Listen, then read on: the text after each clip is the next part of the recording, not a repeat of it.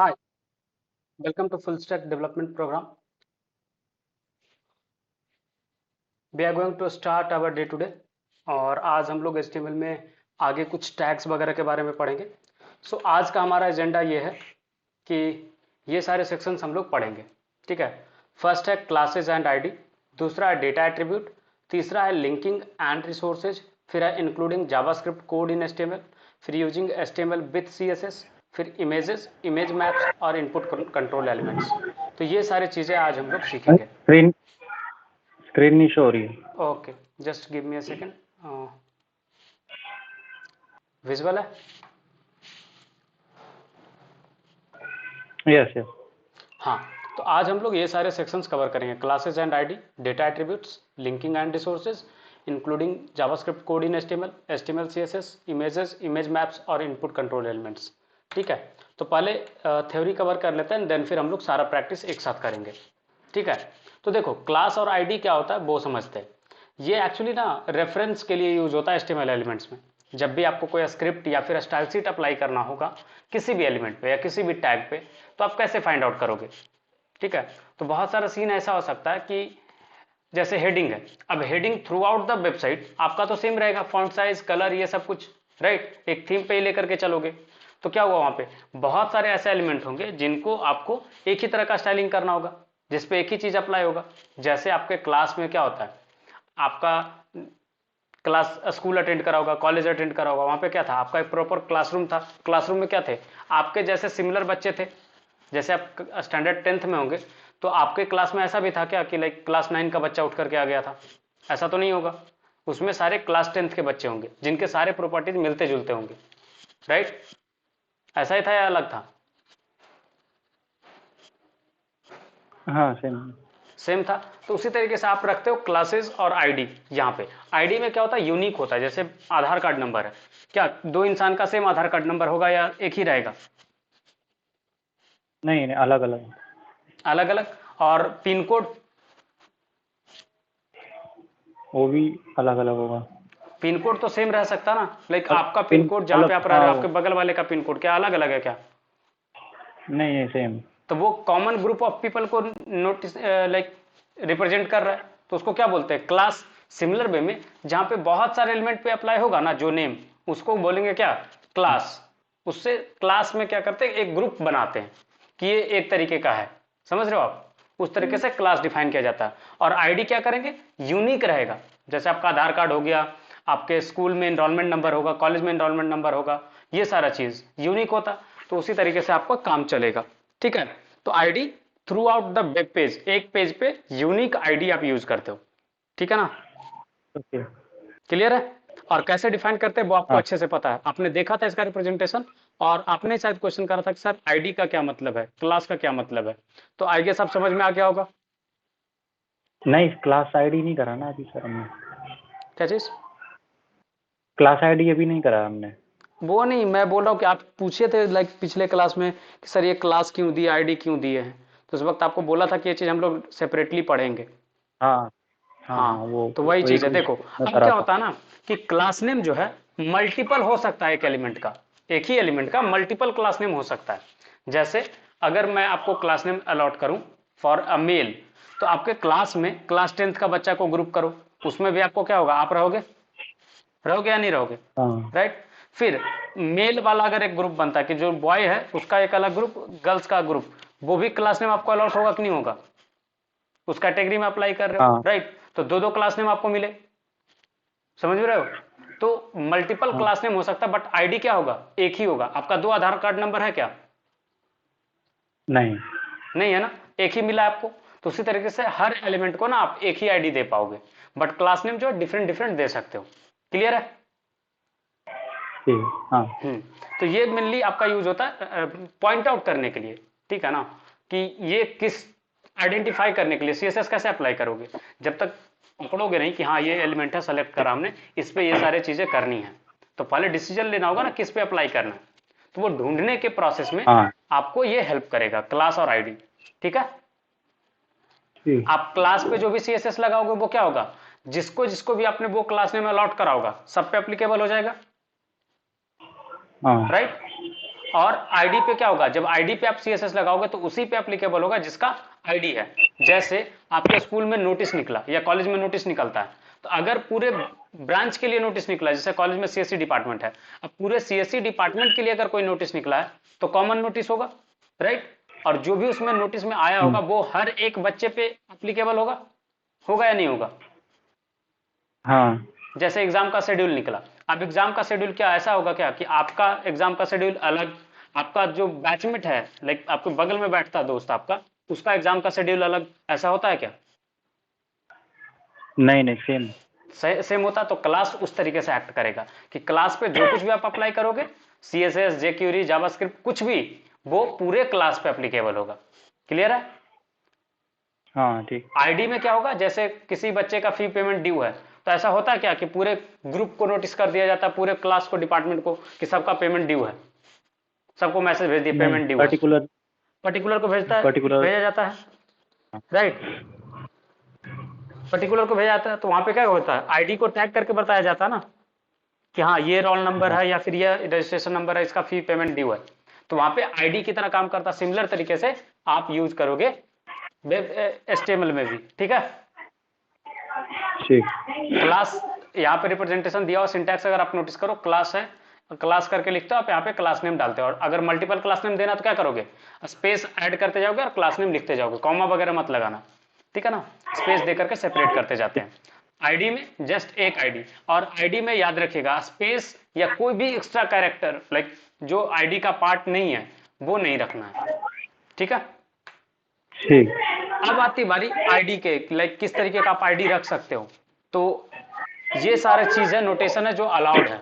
देख लो एक बार एग्जांपल जो नीचे दिख रहा है, आपको हमेशा याद रखना कि एक डॉक्यूमेंट में यूनिक आईडी रहेगा, दो अलग अलग एलिमेंट को आप एक ही आईडी नहीं दे सकते। उसमें क्या होगा कि जब भी आप सीएसएस अप्लाई करने जाओगे तो याद रखना एचटीएमएल ऊपर से नीचे की ओर कंपाइल एग्जीक्यूट होता है। कैसे एग्जीक्यूट होगा, ऊपर से नीचे की ओर।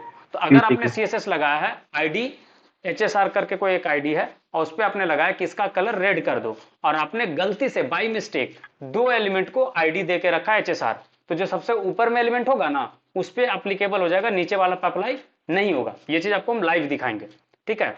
अब इसमें बोलता है कि ठीक। कोई भी स्पेस कैरेक्टर नहीं अलाउड होगा। फिर है कि इसमें कम से कम एक कैरेक्टर तो होना चाहिए, ठीक है। इसमें डिजिट भी रख सकते हो, पंक्चुएशन कैरेक्टर भी रख सकते हो, स्पेशल कैरेक्टर भी रख सकते हो, बस इतना याद रखना कि व्हाइट स्पेस नहीं डालना। क्लियर है, बाकी आपकी मर्जी, हाँ ठीक है। चलिए ओके। क्लास के लिए क्या है रूल, क्लास के लिए रूल है कि लाइक आईडी में जो चीज अप्लाई तो हुआ था सेम चीज इसमें एप्लीकेबल होगा। बस डिफरेंस इतना है ना कि आपका क्लास जो है वो अलग अलग हो सकता है। ठीक। हम्म,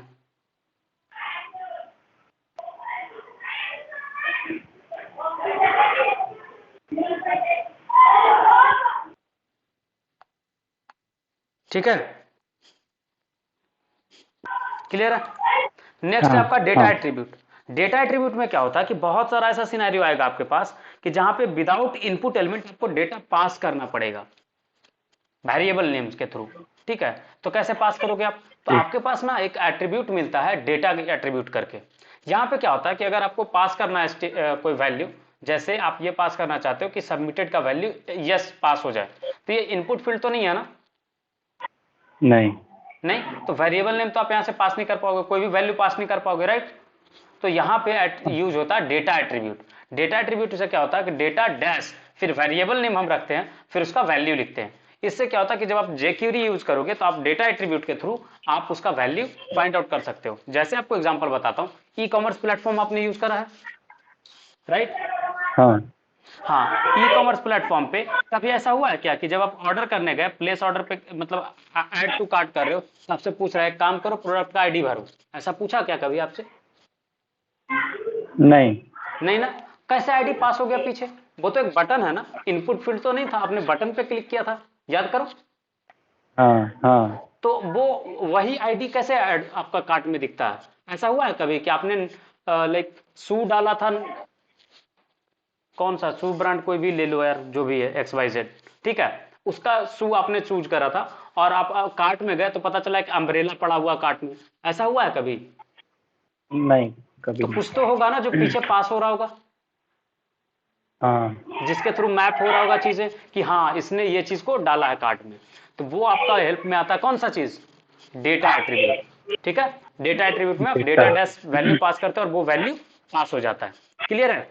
जब जे क्यूरी पढ़ाएंगे ना तब इसका एग्जाम्पल आपको हम दिखा पाएंगे। ठीक है, अभी डिफाइन कैसे करते हैं वो चीज बता देंगे, बट इसका यूज अभी हम दिखाएंगे ना, रीड करके एक स्क्रिप्ट यूज करके दिखाएंगे आपके सामने। बट मे भी हो सकता है कि आपको समझ में नहीं आए, तो उससे घबराना नहीं है।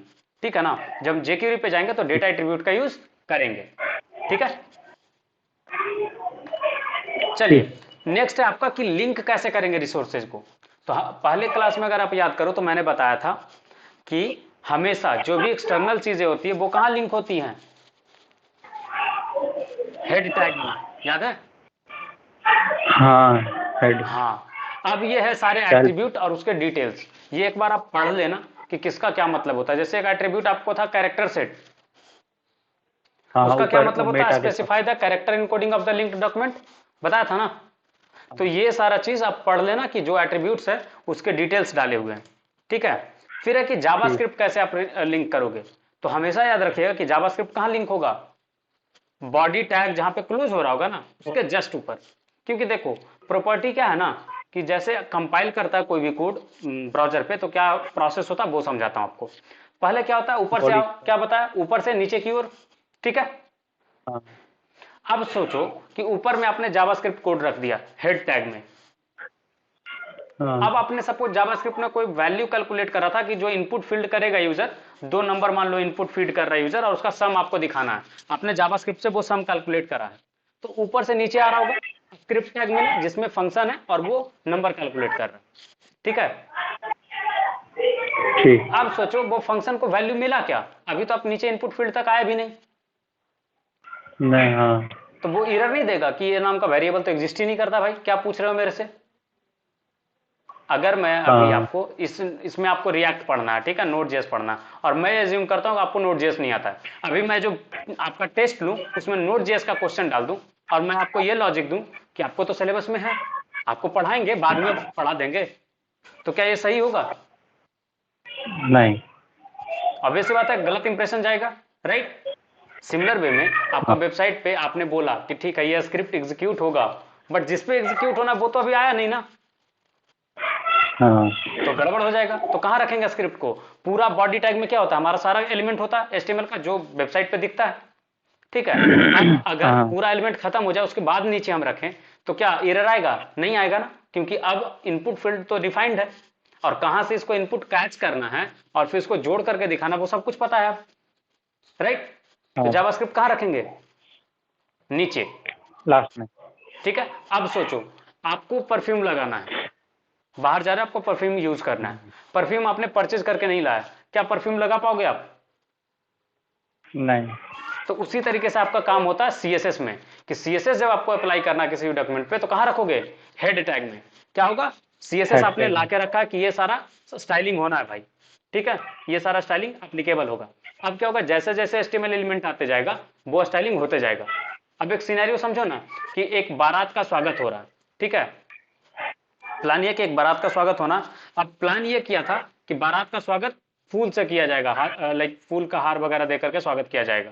ठीक है, प्लान अच्छा किया था, पेपर पे प्लान किया था, बट एग्जीक्यूशन टाइम में आपने क्या किया था कि हार जो है वो ऑर्डर दिया था आपने, और जिस दिन पे जरूरत था उस दिन लेकर के आए नहीं उसके शॉप से, तो क्या आप कर पाओगे? नहीं। और गलती से आपको याद आया बारात आने के बाद कि आपको स्वागत करने के लिए हार लाना है और आप लाने गए। ये सिनेरियो समझो कि सीएसएस आपका नीचे लगा हुआ है जहां पे स्क्रिप्ट टैग बताया ना वहां पे। तो क्या हुआ कहानी कि बारात आ गई, वो अंदर बैठ भी गया, खाना पीना खा लिया, उसके बाद उसको आप ऑफर कर रहे हो आपके लिए हार लाया था स्वागत के लिए, क्या वो सही सिनेरियो होगा? हाँ। नहीं। क्या होना चाहिए था कायदे से कि पहले से हार वगैरह ला करके रखना चाहिए था, पहले। राइट। तब ना फिर हाँ जैसे समझ जैसे गया। बाराती आते जाते उस पर अप्लीकेबल होते जाता। हाँ। हाँ, तो सीएसएस पहले से आप ला करके रखते हो, फिर क्या होता है जैसे जैसे एलिमेंट आता है और उसका जो भी अलॉट किया गया सीएसएस उस पर क्या होगा, अप्लीकेबल होते जाएगा। एप्लीकेशन। समझ में आया कैसे प्रोसेस चलता है? तो सब कुछ ना रियल हाँ लाइफ से ठीक। उठाया और गया है, जो आप डे टू डे लाइफ में करते हो ना उसी पे बिल्ड है। हाँ क्या ये उतना भी मुश्किल था समझना? नहीं नहीं अब नहीं रीजन समझ में आ गया कि क्यों सीएसएस को ऊपर रखते हैं और स्क्रिप्ट को नीचे रखते हैं? नहीं सर, हाँ सर समझ आ गया। कंफ्यूजन तो होगा ही कि लाइक क्यों ऊपर रख रहे भाई, मेरी मर्जी, मैं नीचे रखूंगा तो मेरा वेबसाइट है, नहीं मैं चाहूं जहां रखूं। तो प्रॉब्लम समझ में आ गया, क्या प्रॉब्लम नहीं होगा? हाँ समझ आ गया। हाँ, कुछ कंफ्यूजन था आपको, पूछ लो। नहीं कंफ्यूजन नहीं, मैं वही कह रहा था कि आ गया, क्लियर हो गया। चलिए आगे बढ़ते हैं। फिर है कि लाइक फैब आइकन हो गया। फैब आइकन में क्या होता है, जो आपका आइकन वगैरह देता है ना मोबाइल फोन पे, आपको ऑप्शन मिलता हो किसी हम्म, वेबसाइट को कि आप उसको होम पे ऐड कर सकते हो। तो जब आप ऐड करते हो वेबसाइट को वो तो एक आइकन के साथ ऐड सोशल होता है। मीडिया आइकन, सोशल नहीं नहीं मीडिया नहीं, आइकन जो सोशल बनते हैं मीडिया फैब आइकन्स नहीं, सोशल मीडिया आइकन्स भी यूज होते हैं। प्लस फैब आइकन का मेनली मतलब होता है ना कि आपका वेबसाइट है उसका एक लोगो भी तो होगा ना, हाँ राइट? आप फोन पे आज ट्राई करना कि गूगल क्रोम खोलना, कोई भी वेबसाइट रैंडमली ओपन करना, फिर आपको ना एक ऑप्शन मिलेगा ब्राउजर के थ्रू, ऐड टू होम स्क्रीन। ठीक है, अभी ओपन करो, फोन में ओपन करो, लेट्स डू इट, लाइक साथ में करते हैं। ठीक है। कोई भी एक वेबसाइट ओपन क्रोम कर लो। पे,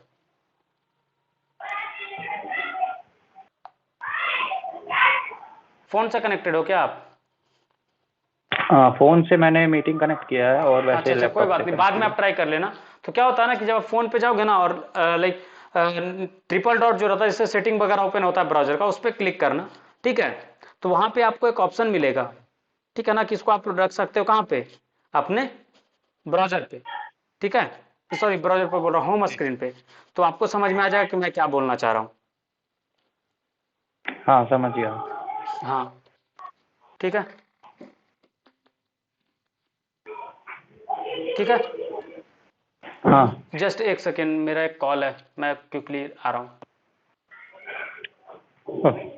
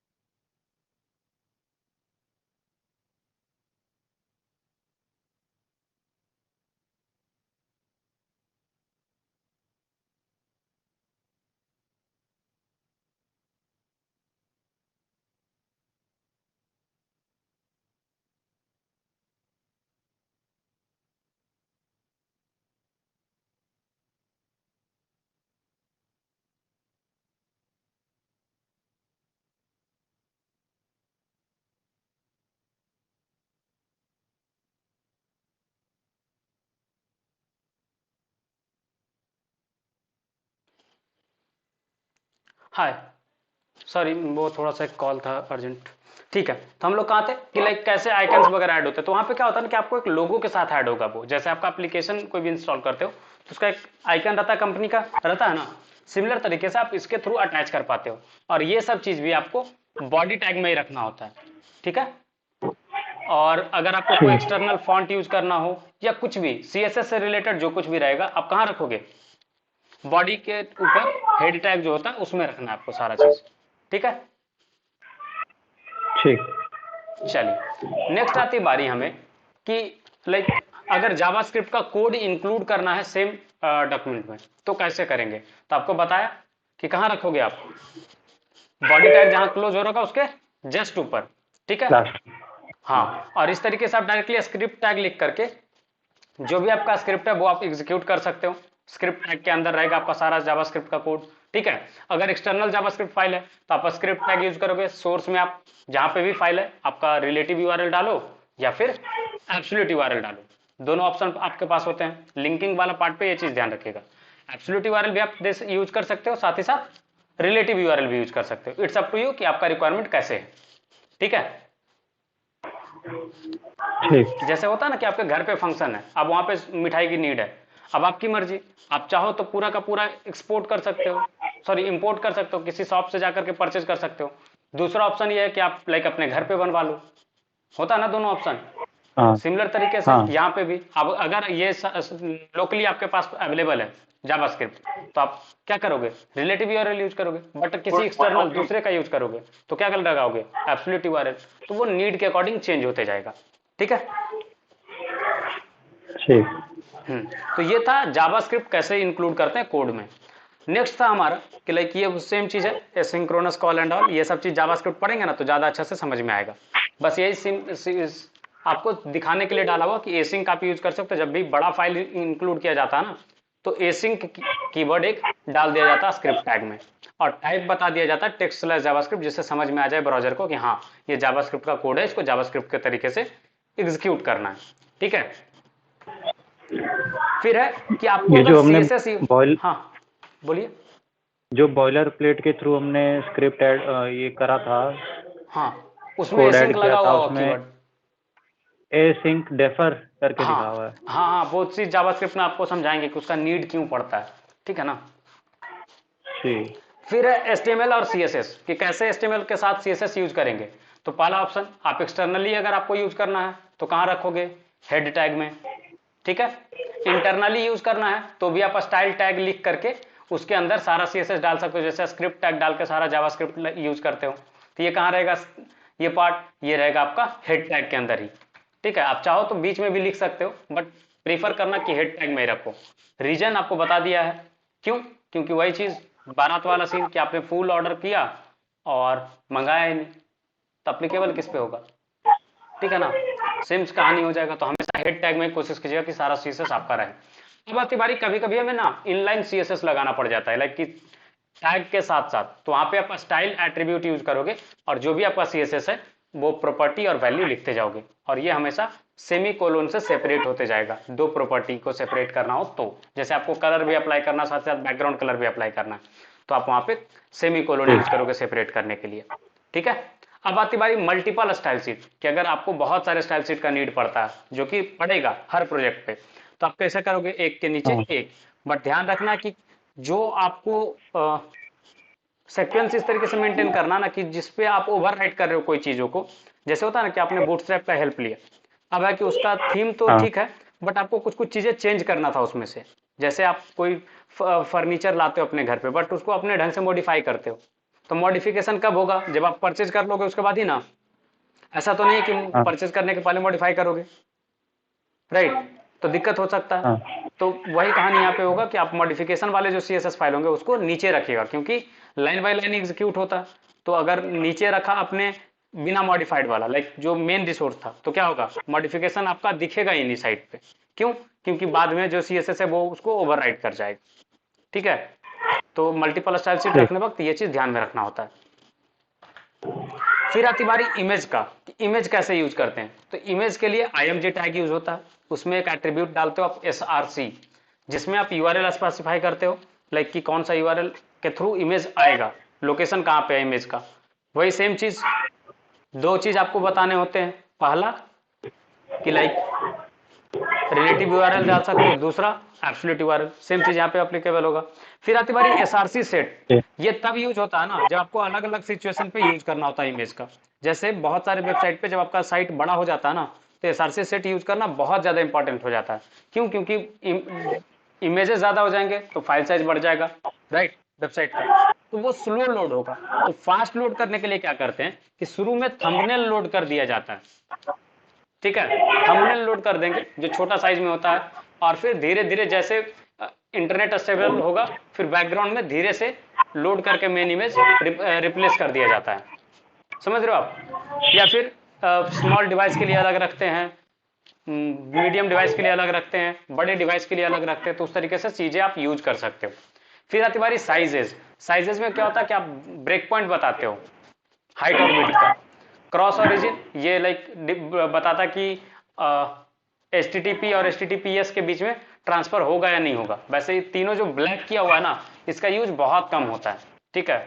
रेयर केस में यूज होता है, जितना ब्लू में दिख रहा है आपको ये ज्यादा यूज होता है।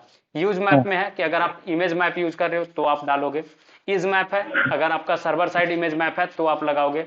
ये alt with height, SRC alt with height, याद रखिएगा ये चार कभी भूलिएगा मत, नहीं तो आपका वेबसाइट का जो स्कोर होगा सर्च इंजन ऑप्टिमाइजेशन का या कोई भी परफॉर्मेंस स्कोर, वो आपका गिर जाएगा, लाइक उसका 100% नहीं रहेगा।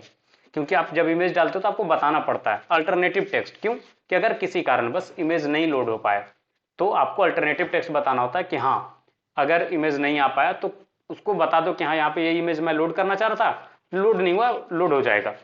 समझ रहे हो आप? इसके लिए अल्ट टैग यूज होता है। कल आपने क्वेश्चन पूछा भी था कि सर ALT का क्या मतलब है, जब मैंगो वाला इमेज लगा रहे थे मैंगो इमेज आपने क्यों लिखा, याद है? हाँ हाँ, तो ये अल्ट का मतलब होता है क्या, अल्टरनेटिव टेक्स्ट, कि अगर टेक्स्ट। किसी कारण बस नहीं आ पाया इमेज तो ये चीज यूज में आएगा। फिर विड्थ और हाइट है जो आप डालोगे, याद करो कल मैंने डाला था विड्थ और हाइट मैंगो का 200 px शायद, 200 या 100 ऐसा ही कुछ वैल्यू डाला था, तो वो हाइट और तो विड्थ है। सर जो हाइट हाइट और विड्थ लिखेंगे वो बस मतलब नंबर्स में लिखना है, पिक्सल्स भी लिखना px भी रहेगा? लिखोगे तो भी चलेगा, नंबर भी लिखोगे तो भी चलेगा, परसेंटेज सिंबल दोगे तो भी चलेगा, ठीक है, इट्स अप टू यू। चलिए नेक्स्ट है कि इमेज ऐड कैसे करते हैं, तो आप इस तरीके से यूज करोगे img टैग, देखो src और alt एट्रीब्यूट, राइट। तो इस तरीके से आप पास करते हो। ये web URL like absolute URL से भी लोड कर सकते हो, ये था आपका रिलेटिव यूआरएल से, ठीक है। फिर रेस्पॉन्सिव इमेज अगर आपको यूज करना हो तो इस तरीके से आप पास करते हो src सेट में, इमेज 300 बिट्स का ये है, 600 बिट्स रहेगा। अगर मोबाइल डिवाइस का स्क्रीन, जो भी डिवाइस का स्क्रीन है 600 तो ये 900 है, तो ये अगर 1200 है तो ये, इस तरीके से आप लगाते हो अलग अलग बिट्स का, ठीक है। ठीक है। क्लियर है? साइजेस में आप बताते हो ब्रेक पॉइंट्स के कैसे कैसे टूटेगा, तो ये इतना कॉम्प्लिकेटेड में हम लोग नहीं जाने वाले, ये सब चीज जब प्रोजेक्ट करेंगे ना तब आपको सिखाएंगे तो आपको ज्यादा समझ में आएगा। कुछ कुछ चीज होता है ना कि आप साथ में करते हो तो समझ में आता है, ऐसे लाइक हाँ नहीं सिखा सकते आपको। जैसे वायरिंग का चीज सिखाना, अगर घर के इलेक्ट्रिसिटी वायरिंग का, तो जब तक पूरा तार बिछ नहीं जाएगा तब तक आपको वायरिंग कनेक्शन कैसे सिखाऊं? 4 तार लेकर के कोई सिखाएगा, आप सीख पाओगे क्या? नहीं सीख पाओगे। नहीं। तो वही सीन यहाँ पे आ जाता है, ठीक है ना। तो कुछ कुछ चीज छूटेगा बीच में तो आप ये मत समझना कि हम लोग छोड़ रहे हैं, नहीं, उसको मैं रिवाइंड करा करके आपको याद दिला करके बताऊंगा। जैसे आप कुछ याद करो, 3 चीजें आपको बोला था कि बाद में बताऊंगा, अल्ट वाला चीज, क्लास और आईडी वाला, तीनों बताया ना कि क्यों यूज था सब कुछ। तो ऐसे ही हाँ हम लोग कवर करेंगे एक एक चीज को, ठीक है। और ये है रेस्पॉन्सिव इमेज, अगर आपको यूज करना तो इस तरीके से आप यूज कर सकते हो सोर्स मीडिया, बट ये सही तरीका नहीं होता, अब ये डेप्रिसिएट हो गया, ये पहले यूज होता था। तो बट कुछ कुछ जगह पे आपको, मान लो कंपनी में काम करोगे ऐसा कुछ दिख जाएगा तो आपको पता होना चाहिए ना कि क्या है, हाँ। राइट। तो ये चीज है ये कि अगर मिनिमम बिट 600 px रहा तो ये इमेज लोड होगा, अगर 450 px रहा तो ये इमेज लोड होगा, मतलब 450 से 599 तक ये इमेज लोड होगा, ठीक है। 600 से ऊपर वाला पे ये लार्ज इमेज यूज होगा, और बाय डिफॉल्ट ये इमेज रहेगा जो यहाँ पे डाला हुआ है, ठीक है। तो आप इस तरीके से यूज करते हो रेस्पॉन्सिव के लिए। अब है इमेज मैप, ये वाला जो पार्ट है ये हम लोग कवर करेंगे जावास्क्रिप्ट के साथ। इसमें क्या होता है ना कि आप इमेज के थ्रू मैप बना सकते हो, कोऑर्डिनेट्स बता बता करके कि ये कोऑर्डिनेट पे क्लिक करोगे तो वहां जाओगे। जो मैप आपका है ना, एक्चुअली जो आप मैप गूगल मैप यूज करते हो वो कुछ और नहीं, वो इमेज मैप ही है, ठीक है। अच्छा। आप इमेज पे एक कोऑर्डिनेट बता दो, लाइक आपको इसके लिए ना कोऑर्डिनेट ज्योमेट्री आपका स्ट्रांग होना चाहिए। जैसे एक कोऑर्डिनेट बता दिया कि इस पर्टिकुलर एरिया में आपने सपोज एक होम का सिम आइकन बना के रखा है इमेज के ऊपर, अब करो कि उस आइकन पे क्लिक हो ना, होम वाले पे, सिर्फ होम पे जो एरिया आपने कोऑर्डिनेट बताया उतना में क्लिक हो तो ही एप्लीकेबल हो, तब वो एक्शन कुछ परफॉर्म हो। तो ये चीज जावास्क्रिप्ट में जाएंगे ना तो अच्छे से आपको करके दिखाएंगे कि मैप आप कैसे कस्टम बना सकते हो अपने खुद का, ठीक है। ओके। और ये इनपुट कंट्रोल एलिमेंट है ना, इसको आराम से पूरा कल के क्लास में पढ़ेंगे, क्योंकि ये 23 इनपुट फील्ड है, एक दिन में पढ़ाऊंगा तो कुछ भी समझ में ही नहीं आएगा। क्लियर है? तो अब एक एक करके जो चीज आज हमने पढ़ा वो चीज आपको सिखाते हैं, ठीक है। तो क्विकली रैप अप करेंगे। स्टार्ट कहाँ से करा था?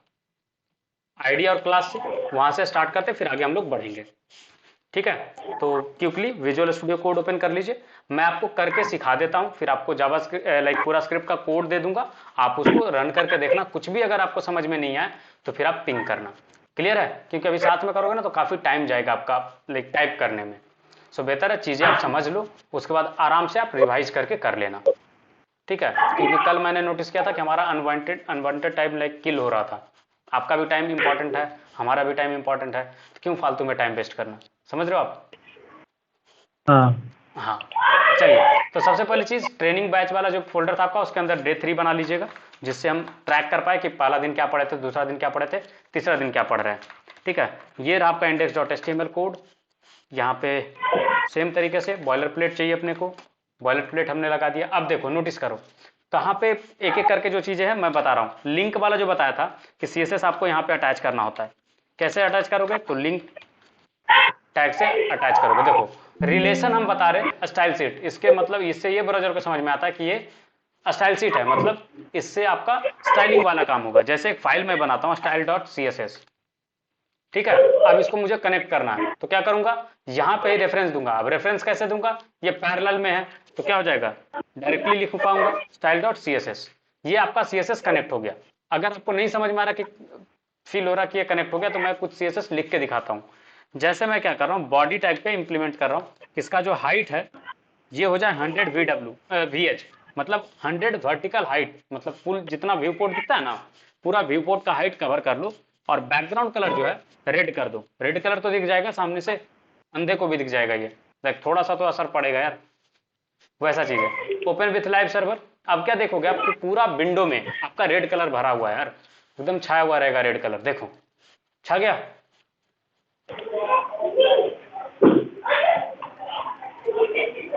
छाया या नहीं छाया वो बताओ। हाँ आ गया। हाँ, कैसे आ गया?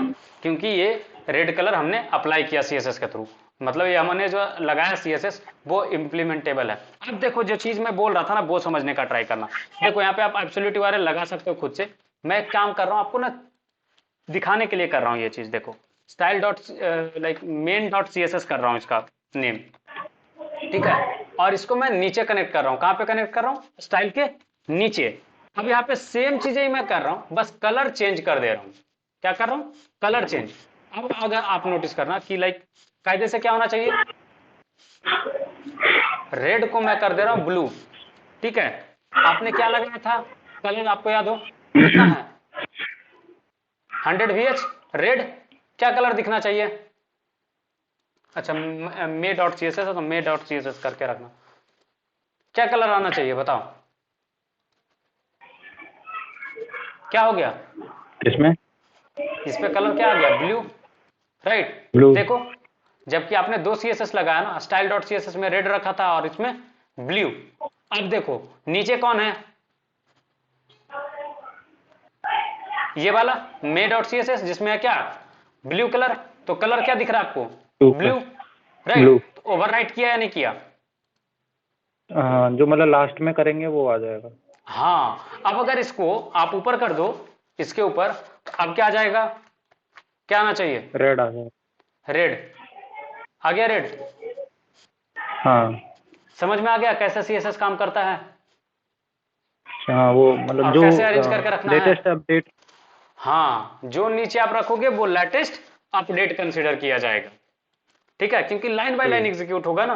तो यहाँ पे अगर आप सोचो ना कि आपने बोला किसी बच्चे को कि तुम्हारा नाम मोहन है, ठीक है। फिर कुछ देर बाद आकर के आप उसको बोल रहे हो कि आपका नाम सोहन है। अब कोई तीसरा बंदा उसके आके पूछेगा तुम्हारा नाम क्या, क्या बताएगा? सोहन, क्योंकि उसको लेटेस्ट अपडेट क्या किया गया कि उसका नाम सोहन है, right. Sohan.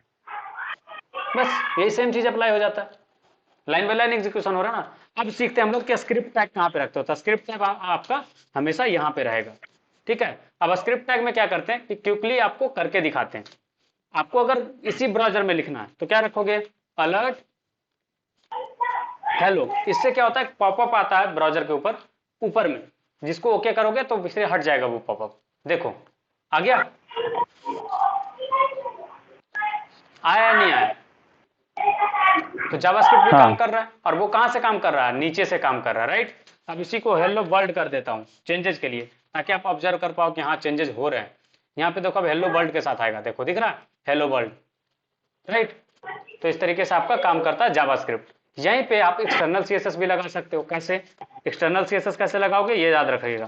Script tag source. SRC पास करना होगा। क्या लगाओगे यहाँ पे? जो भी आपका पोजीशन है। अब जैसे यहाँ पे एक फाइल बना रहे हैं हम लोग main.js करके, ठीक है। और जेएस main.js में बनाएंगे। क्या चीज? main.js से क्या कर जेएस। रहे हैं? हाँ, अब इसमें जावास्क्रिप्ट, यहाँ पे स्क्रिप्ट टैग लिखने का नीड नहीं है, आप डायरेक्टली जावास्क्रिप्ट लिख सकते हो। जैसे मैं चाहता हूँ कि डॉक्यूमेंट डॉट राइट, इससे क्या होता है कि डॉक्यूमेंट में कोई भी चीज आप लिख सकते हो। मैं एक h1 टैग ऐड कर रहा हूँ, ठीक है, h1 टैग ऐड कर रहा हूँ, मैं आ गया, ये आपको बताएगा कि ये आ गया आपके कोड में, ठीक है। तो ये कहाँ दिखना चाहिए, विंडो में दिखना चाहिए, बॉडी टैग के अंदर, राइट। जैसे ही हेलो वर्ल्ड, पहले क्या एग्जीक्यूट हुआ, हेलो वर्ल्ड, फिर ये फाइल है आपका, ये टेक्स्ट आ चुका, मैं आ गया, बट ये दिख क्यों नहीं रहा, क्योंकि आपको दिखाता हूं इसका रीजन। इंस्पेक्ट करो, ठीक है। अब आप इसमें कंसोल में आओ, और सॉरी, ये जो आपका बॉडी टैग है, अच्छा सॉरी, यहाँ पे कनेक्ट किया ही नहीं है हमने, एक सेकेंड, आपका कनेक्शन ही नहीं दिख रहा है। index.html main.js सेव किया, ठीक है, स्क्रिप्ट सोर्स main.js, आपका जावास्क्रिप्ट कोड वहां पे दिख ही नहीं रहा है। main.js, यस अब दिख रहा है, देखो आ गया, मैं आ गया, वो सेव नहीं करा था हमने, ठीक। राइट। तो एक्सटर्नल जावास्क्रिप्ट कैसे यूज करेंगे, समझ में आया। हाँ। हाँ, अब आती बारी, हमने और भी चीजें सीखी, वो क्या क्या चीज था, एक बार रिवाइज कराता हूँ, फिर एक एक बार करके आपको याद दिलाते क्या क्या छूटा।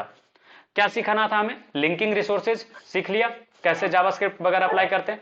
अब रही बात जो आपको बोल रहा था कि आपको अगर अटैच करना हो क्या चीज, फैब आइकन वगैरह, तो मैं क्या करता हूँ, गूगल का जो आइकन है ना, लाइक गूगल का जो इमेज है, वो आपका यहाँ पे डॉक्यूमेंट पे देखो तो ग्लोब का एक सिंबल दिख रहा होगा, राइट, दिख रहा है।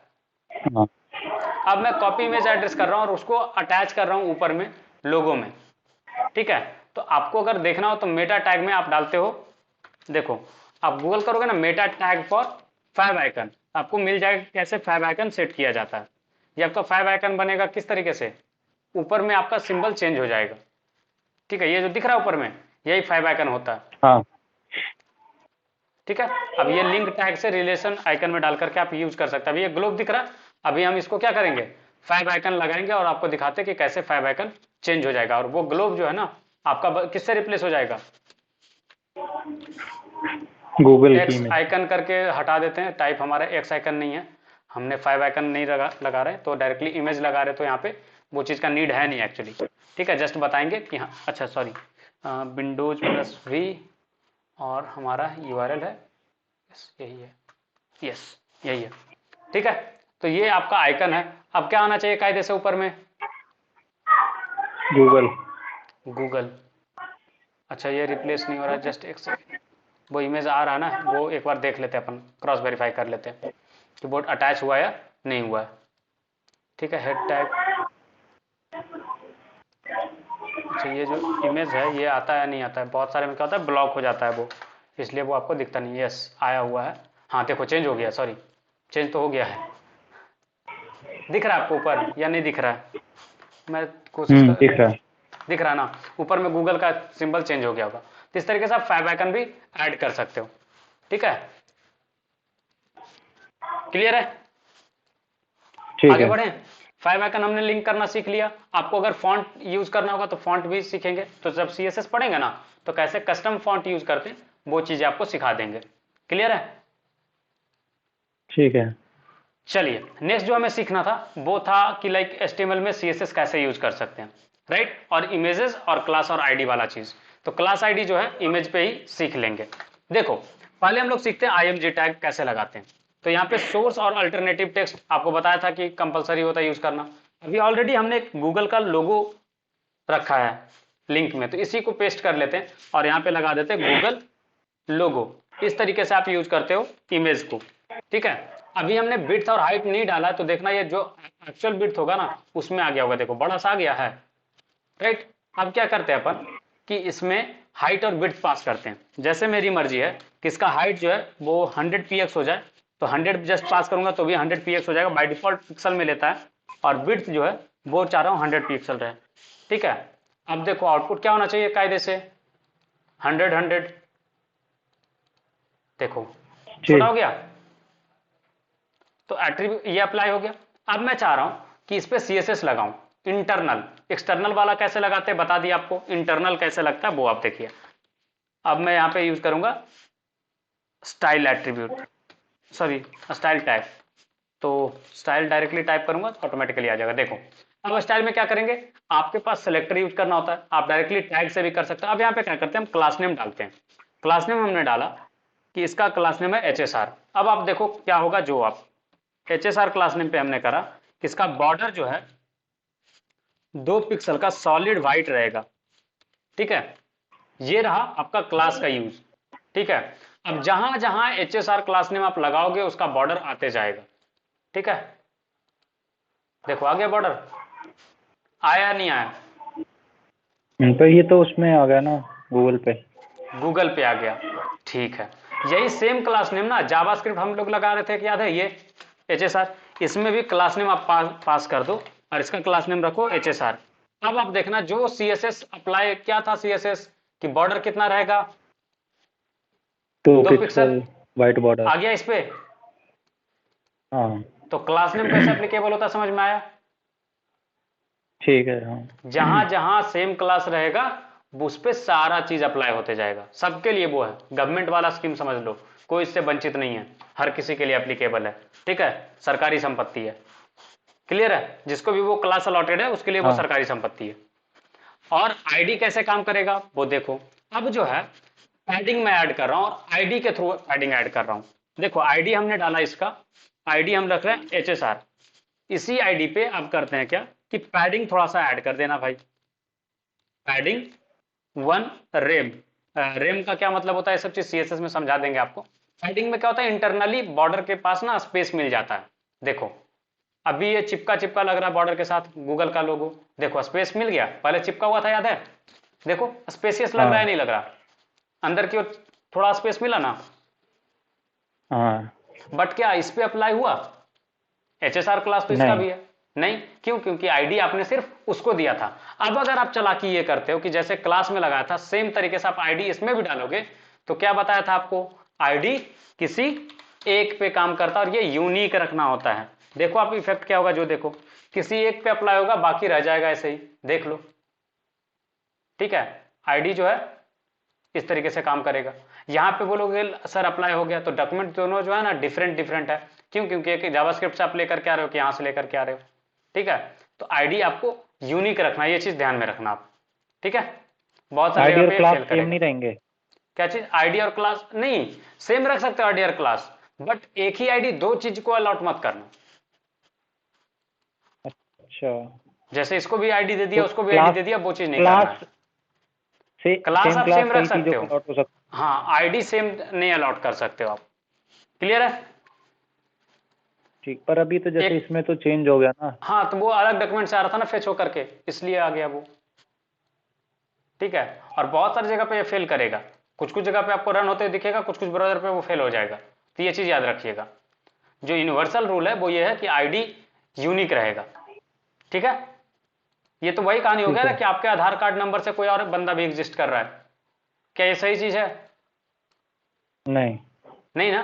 तो वही चीज यहाँ पे भी हो जाता है, पूरे डॉक्यूमेंट में किसी एक को ही दोगे ना ID same, like unique ID रखोगे तभी तो होगा काम। हाँ। हाँ, तो फंडा समझ में आ रहा है क्या इंपॉर्टेंट है। समझे। हाँ, तो क्लास और आईडी समझ में आ गया होगा। इंटरनल CSS कैसे यूज करते हैं वो भी सीख लिया हमने। अब आते हैं इंटरनल लाइक इनलाइन CSS पे। इनलाइन CSS कैसे यूज होता है वो आप देखो। जैसे हम बना रहे हैं H3, टैग्स के साथ साथ ही लिख देते हैं। हाँ कैसे हो, और ये टैग में ही हम लोग लिख देंगे ये चीज। जैसे यहाँ पे हम लगा देते हैं स्टाइल टैग एट्रीब्यूट यूज करोगे, और मैं चाहता हूँ इसका कलर जो है वो क्या हो जाए, व्हाइट कलर का। अब देखो क्या होगा, इसका कलर क्या होना चाहिए, व्हाइट। वाह, देखो सेव अभी ये नहीं ब्लैक है। दिख रहा होगा, जैसे ही रिफ्रेश करोगे चेंज हो जाएगा। हो गया चेंज। ये अलर्ट बंद करता है, ये बहुत इरिटेट कर रहा है मेरे को, हर बात पे घुस जा रहा है, मैं भी हूं मैं भी हूं करके। कैसे वो वाला चीज देख रहे हो, कलर व्हाइट हो गया। अब अगर आपकी मर्जी किस पे और CSS आपको लगाने हैं, तो आप क्या करोगे, सेमी कोलोन लगा के अगले प्रॉपर्टीज डिफाइन करते जाओगे। जैसे आप चाहते हो कि ये जो चीज है मार्जिन जो लेफ्ट है, लेफ्ट साइड से इसको थोड़ा सा मार्जिन मिल जाए 5 रेम का, मैं बड़ा सा वैल्यू इसलिए दे रहा हूँ सो दैट कि ये खिसके ना तो आप ऑब्जर्व कर पाओ। कि हाँ ये खिसका है, थोड़ा खिसका, देखो लेफ्ट साइड में स्पेस आ गया ना। हाँ हाँ, तो इस तरीके से आप मल्टीपल सीएसएस प्रॉपर्टी यूज कर सकते हो। कुछ कंफ्यूजन है तो ठीक। बताइए। नहीं। हम्म, तो क्या क्या सीखा हमने आज? अच्छा, कुछ बच रहा है क्या, एक बार देख लेते हैं फिर क्लास उस पे आएंगे। क्लास आईडी, क्लास आईडी तो बता दिया, इंटरनल एक्सटर्नल और वो चीज़ बता ही इनलाइन। दिया। सीएसएस हमने सीख लिया, इमेज ऐड करना सीख लिया, कंट्रोल एलिमेंट हमने डिसाइड करा। कल डेटा एट्रीब्यूट एक बचा है, याद करो। डेटा एट्रीब्यूट एक हमने आपको बताया था। जैसे मैं एक डेटा में एट्रीब्यूट लगाता हूं कि ये इमेज क्लिक हो ना, इमेज पे क्लिक हो, तो जो इसका आईडी, अगर मैं चाहूं कि इसका इमेज का आईडी क्या है, तो मुझे आया आईडी में 456। ठीक है, आईडी क्या रखा हमने, 456। अब देखो, ये jQuery इंप्लीमेंट करने के लिए पहले हमें ना CDN चाहिए होता है jQuery का, तो वो मैं पहले अटैच कर देता हूँ। एक्सटर्नल जावास्क्रिप्ट कैसे ऐड करते वो भी आप सीख जाओगे। देखो jQuery का CDN पे गए, मिनिफाइड वाले से चूज करा, ये देखो स्क्रिप्ट टैग दिया हुआ है हमें, उसको उठा के लाएंगे और यहाँ पे पेस्ट कर देंगे। देखना ये बड़ा सा कोड होता ना, इसलिए क्या रहेगा कि इसमें आपको बाई डिफॉल्ट इसमें लगा हुआ रहेगा सबसे, क्रॉस ओरिजिन अलाउड है, एनोनिमस, मतलब किसी भी जगह से आप इसको फेच कर सकते हो। इंटीग्रिटी में वो की एक लाइक की पास किया जाता है, जिससे वैलिडेशन होता है कि हाँ सही लोकेशन से रिक्वेस्ट आ रहा है नहीं आ रहा है। ठीक है, फिर ये आपका सोर्स है। क्लियर है? अब क्या करते हैं ठीक। कि एक सेलेक्टर यूज होता है jQuery में, डॉलर, ये पढ़ाएंगे आपको।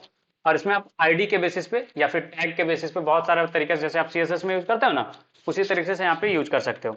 तो जैसे मैं img टैग में से चाहता हूँ कि इसका जो डेटा में जो वैल्यू है वो मुझे चाहिए।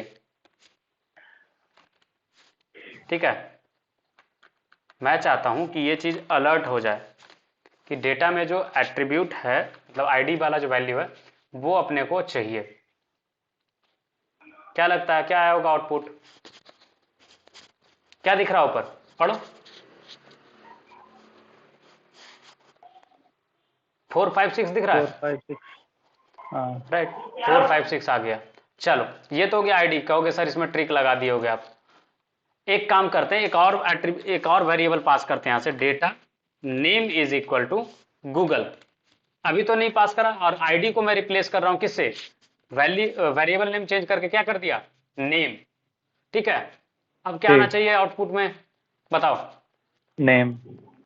नेम में क्या है, वही तो पूछ रहा हूं मैं, नेम में क्या है, नेम गूगल में तो पास किया था कुछ। ना, अगर याद हो तो। और ये गूगल ही कीवर्ड है जो ऊपर दिख रहा है। चलो, यहाँ पे नहीं, आपको में भी दिख रहा होगा सही से, तो मैं क्या करता हूँ, इसको लिख करके दिखा देता हूँ। यहीं पे एक पैराग्राफ बना लेते हैं, और क्या करते हैं, पैराग्राफ नहीं है ना पूरे डॉक्यूमेंट में, नहीं है। हम क्या करते हैं, रेदर देन अलर्ट, ये क्या करते हैं, जो वैल्यू आता है ना, पी डॉट, सॉरी, डॉलर से सेलेक्ट कर लेते हैं पी को, और पैराग्राफ में ऐड कर देते हैं कि HTML के फॉर्मेट में भाई ऐड हो जाइए। ठीक है, अब देखो क्या होगा कि जो वैल्यू है ना, अब आपको इमेज के नीचे ऐड हो जाएगा टेक्स्ट में, देखो यहाँ पे हाँ हो गया। क्या है, गूगल। अब आपको और वैल्यूज चेंज करके दिखाता हाँ। हूँ कैसे आप फेच कर सकते हो। आप चाहो तो यहाँ पे और भी एट्रीब्यूट पास कर सकते हो डेटा एट्रीब्यूट के थ्रू, आपका मर्जी है इसका पास करने का। लाइक क्या लिखें बताओ, ओरिजिन करके एक वैल्यू पास करते हैं, और ओरिजिन कर देते हैं क्रोम। ठीक है, अब यहाँ पे नेम को चेंज करके क्या कर दो, ओरिजिन। ठीक है, अब ओरिजिन। क्या आना चाहिए, क्रोम। देख रहे हो, तो डेटा एट्रीब्यूट पास कर रहा है। तो इसी तरीके से क्या होता है ना कि जब आप फ्लिपकार्ट या अमेजन किसी भी साइट पे बाई नाउ पे क्लिक करते हो, तो पीछे से चुपके से उस प्रोडक्ट का आईडी पास हो जाता है, और वही फिर आपको कार्ट में रिफ्लेक्ट होता है। इसलिए कभी गड़बड़ नहीं होता है, क्योंकि आईडी यूनिक होता है। अगर आप आईडी यूनिक नहीं रखोगे, तो पता चलेगा कार्ट में चप्पल दिख रहा है, कभी कभी दिख रहा है वहां पे शू, कभी दिख रहा है कुछ और, कभी कुछ और, तो गड़बड़ हो जाएगी। ठीक है। तो जो रियल लाइफ में जैसे आप यूज करते हो ना सारी चीजें, वैसे ही आप यहाँ पे यूज करते हो। क्यों? क्योंकि जो वेबसाइट है ना वो वर्चुअल दुनिया है। कहानी यही है ना कि रेप्लिका है आपका, लाइक जो फिजिकल इन्वायरमेंट है उसी का रेप्लिका ही तो है, जो वर्चुअली एग्जिस्ट कर रहा है, और कुछ भी डिफरेंट नहीं है। ठीक।